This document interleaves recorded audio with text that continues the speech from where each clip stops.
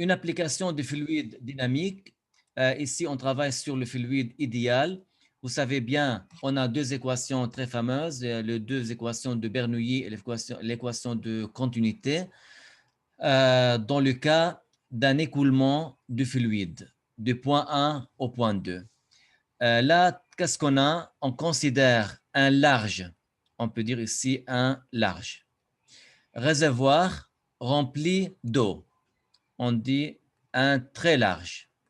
Ça veut dire on a la section du réservoir est très large, A1.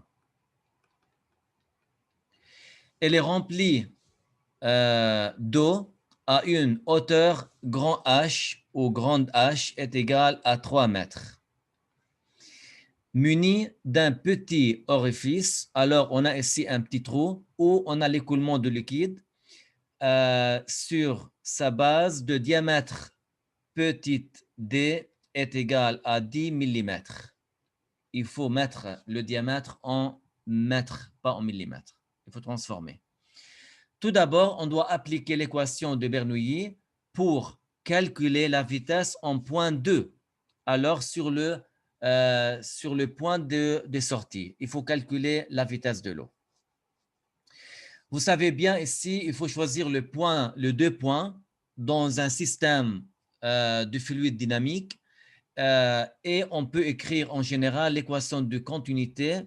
On a A1 V1 est égal à A2 V2 où QV c'est le débit volumique.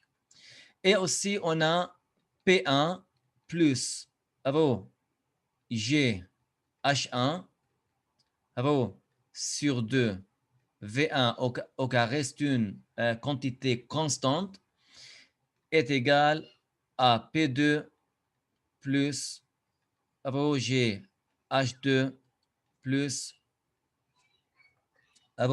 sur 2 V1 au carré. Je veux expliquer un point ici avant, avant de faire le reste. Vous savez bien que P plus GH plus sur 2 V au carré, c'est une quantité constante pour n'importe quel point. On peut dire P1, P2, voilà, est égal à une valeur constante. On a déjà parlé de ça. Si on a une grande vitesse, alors on a une petite pression, ok? Parce que la valeur totale est constante. Alors, si on a une grande vitesse, alors on a une petite pression. Si on a une petite vitesse d'écoulement, alors on a une grande pression. Alors, P et V changent de façon opposée. OK? Alors, pour une petite valeur de pression, on a une grande valeur de V. Et pour une grande valeur de P, on a une petite valeur de la vitesse. On continue. Là, il faut choisir les deux points parce qu'on a comme inconnu, on a P1, on a H1, V1, P2, H2, V1. Alors, pour cela, il faut choisir deux points avec des pressions connues parce que partie 1, il faut trouver la vitesse V2. Alors, comme on a plusieurs inconnus, il faut trouver deux points avec des pressions connues. Vous savez bien que le point ici à une pression est égale à la pression atmosphérique, est égale à P0, parce que c'est un point qui est en contact avec l'extérieur. Et pareil ici, ce point-là, il est en contact avec l'extérieur, alors on a ici P0. On peut dire ici que P1 est égal à P2 est égal à P0. On peut éliminer P1 avec P2. Ça, c'est à propos de la pression. Si vous prenez un point ici, par exemple, on ne savait pas sa valeur. Pour cela, il faut prendre un point avec une pression connue.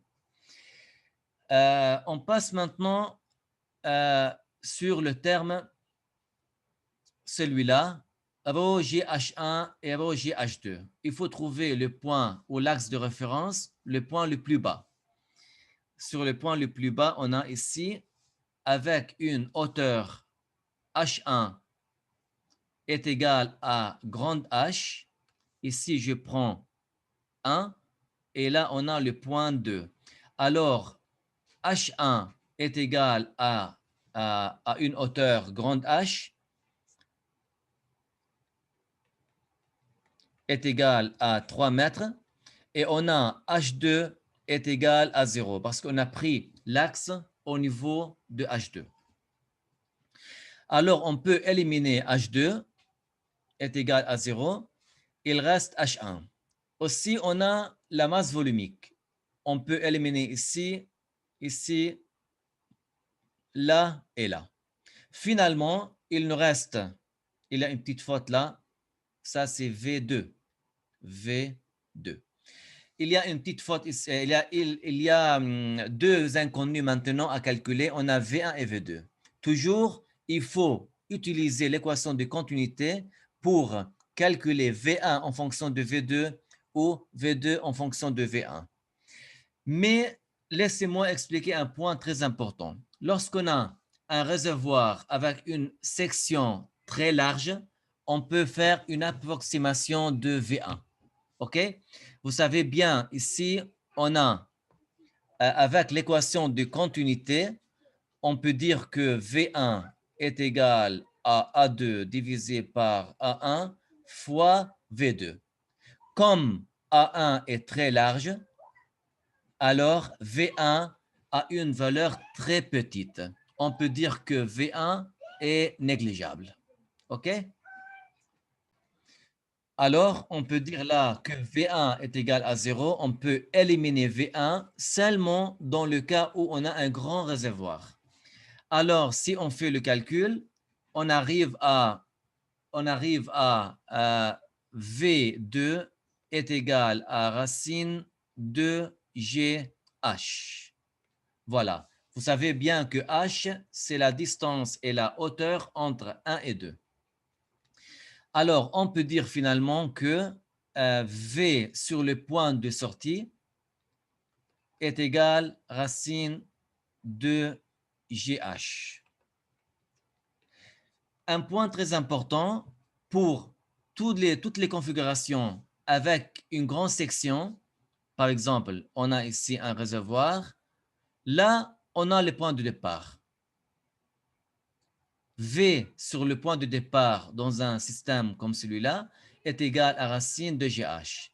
H, c'est la distance entre le point N et le point out, le point d'entrée et le point de sortie. Alors, si on a le point de sortie, il est comme ça. On a ici un tuyau comme ça. Voilà. Il est là. Le point de sortie. Alors, ici, sur le point 2, on a une vitesse est égale à racine de GH. On peut dire H1 et 2.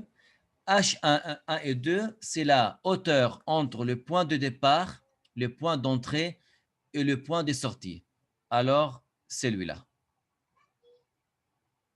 Voilà.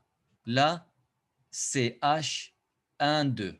Alors, pour un système avec une grande valeur de A, de section de la tank, de réservoir, la vitesse de sortie, n'importe où, la vitesse de sortie est égale à racine de GH, mais il faut dire que, pour écrire cette équation, il faut dire que V1 est égal à A1 est égal à A2 divisé par A1, V2 est égal à 0 parce que A1 est très grande. Alors, on dit directement V2 est égal à racine de GH et H, c'est la hauteur entre le point d'entrée et le point de sortie. On peut l'écrire directement sans faire tous les calculs de Bernoulli et tout ça. OK? Si on écrit maintenant V2 est égal à 2, fois 9,8 fois h est égal à 3, on aura à peu près racine 60 mètres par seconde. Deuxième partie, il faut déduire, on déduit le débit volumique. Vous savez bien que le débit volumique est constant sur tous les points. On peut dire est égal à 1 V1 est égal à A2 V2. Alors, on n'a pas la valeur de A1, mais on a la valeur du diamètre ici. Vous savez bien que on a ici la sortie, elle est cylindrique. Alors, A est égal pi fois rayon au carré.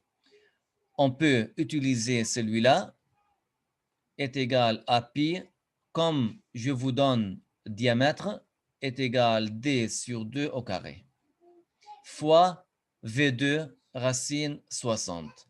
La valeur ici, vous savez bien, est égale à 3,1416 fois diamètre égale 10. 10 divisé par 2, on a 5 mm.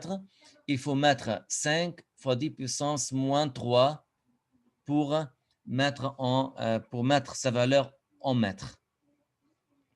Fois racine 60, la valeur finale est égale à 0,608.